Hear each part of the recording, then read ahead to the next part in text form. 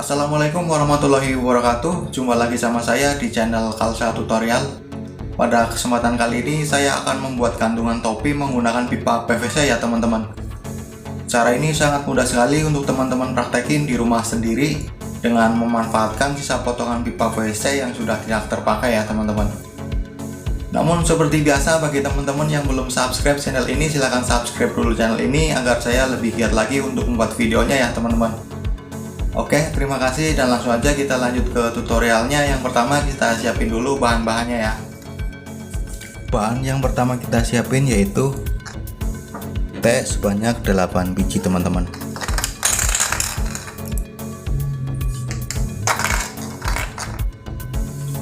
Kemudian elbow sebanyak 6 biji.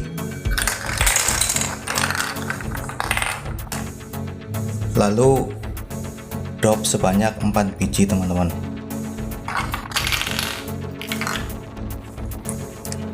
Potongan pipa panjang 4 cm sebanyak 8 biji.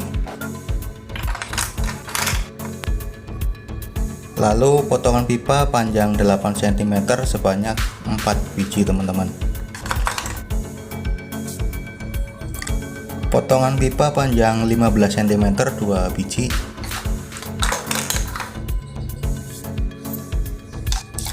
Dan yang terakhir pipa potongan panjang 20 cm sebanyak 4 biji teman-teman.